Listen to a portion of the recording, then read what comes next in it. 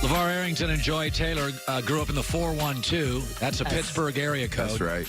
That's right. Keeping it real. Keeping it real, man. I still have a 412 area I know. code. The Do other you? day. There you go. No, I do not. I've gone through so many free phones that I've had area codes that I don't even know the area code where it is. No, I totally get that. Yeah. So I was saying earlier that every dynasty has a small hole. The Warriors dynasty, the problem is Steph and KD were fragile. Alabama's dynasty is Nick wears people out. After about 3 years, coaches split. My knock on the dynasty for New England is they don't draft and develop receivers out of college, and it always feels like they're a receiver shy, and increasingly they never have a vertical threat. See, I would fight. I would push back on they. It's hard to say they don't develop their receivers because they've had some amazing receivers. Troy Brown comes to mind. You know, David Patton, Deion Branch, Givens. I can't remember what Givens' first name was. David Givens. Was it David Givens? It might have been David Givens. They've had, you know, Wes Welker. They have Amendola. They have always had receivers. I just think when we get into putting knocks on that they don't have receivers or they're one receiver away,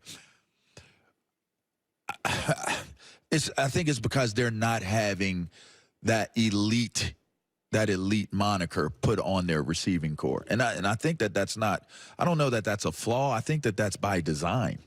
What do you mean?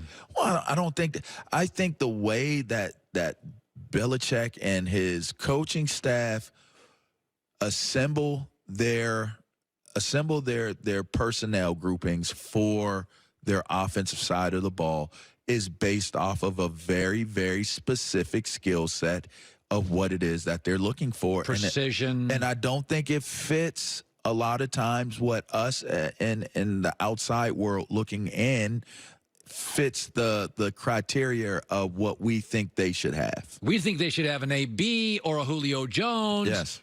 And they don't. That's not them. When have they? I mean, when have they? Randy Moss for. But that doesn't count. Like a year and a half. They brought him in. When have they drafted a guy that turns into a Antonio? They don't.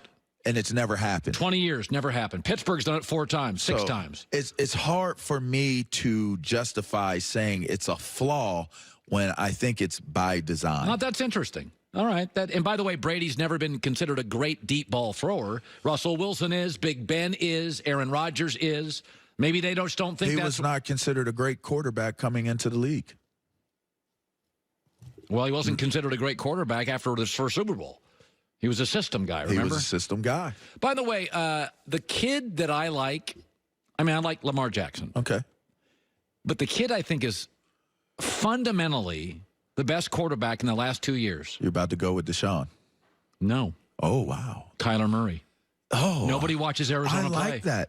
First of all, he and Russell Wilson, baseball players. I like that. Great throwers. Okay. Sliders. Athletes. They look like second baseman shortstops. A fundamental understanding of how to work well with others. I think he throws the prettiest ball. He's got a nice ball. Better than Daniel Jones. Better than Lamar. Better than Baker Mayfield.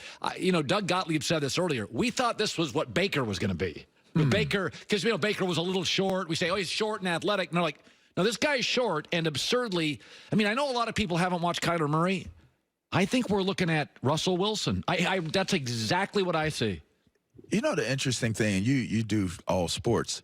Baseball players have a lot of times a different demeanor than other sports. It's very chill, even keel, right? 162 games. Don't get overly emotional. Right, Don't stare at home runs. Emotion is pulled out of you. Even the way they speak, it's just different. There's like a different type of way that baseball players have about them, right? By the way, Daniel Jones, multi-sport. Russell Wilson, multi-sport. Kyler Murray, multi-sport. These are not just football dudes. They speak like, I think of Tony Gwynn and the great Tony Gwynn. Ricky Henderson is a guy I was a big fan of. And you just listen to the way they speak and the way they handle things. It's very, very different, very cerebral. Not saying that they're smarter than other athletes. It's just different. How about this? When you're a baseball player, Russell and Kyler Murray, they strike out a lot. That's okay. They don't get short memory, right? Yeah, they don't get. Yeah, you strike out all. You bat 300. So these guys play baseball, they can totally handle an interception. They can totally handle failure because you're failing constantly. I was with Kyler Murray during UA All-American week when he was coming out of high school. You were. And I got to tell you, I was so impressed with his work ethic, his ability to be taught and coached, his attention to detail during the course of the week. It was amazing watching some of those guys.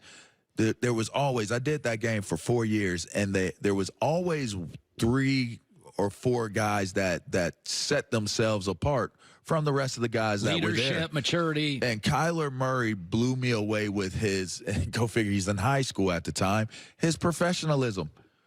And I think that's what you're seeing right now when you say the ability to get out there and use his mental and deal with failure and deal with the shortcomings. They're losing games, but his interviews seem to be on point. He seems to be really establishing himself as a leader of this team at a very young age, and he seems unmoved. He's not wavering in any way, even though the team could possibly be having a better season, record-wise. So yeah. I thought he was an impressive young man during that time.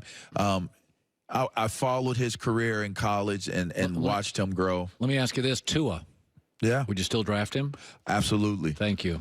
Absolutely. And I would not lose steam on what he can be as a player based off of this injury. That's not the injury. There are a few injuries that you would say at this juncture in professional sports where you lose some steam on who that person is. Shoulder injuries for quarterbacks? Sure, different things like that. That worries me because shoulders are – Sam Bradford got banged up, and I'm like, never college, pro, feet stuff. Elbows, like the Tommy Johns. Like I've seen guys, I was covering the Nats. Shouts out to the Nats. I was covering the Nats when Strasburg, had to go through all of that stuff. And you were wondering if he could come back and be that type of guy. And so when you're throwing, like you said, when it's something that has to do with you throwing, there are certain injuries where you say, we can take our chances getting them later. But, they said he's going to have a full recovery based off of this. It's not that Bo Jackson type of injury he's sustained. He was hurt, they spotted it, get a surgery, you're out, and you recover. I think Tua is going to be one fine professional depending on what franchise he goes to. By the way, I'm going to give you a game who wins. Dallas, New England winner is? I'm going to take an upset. Dallas. I think Dallas is going to upset them. Baltimore Rams winner is? I think the Rams are going to upset them.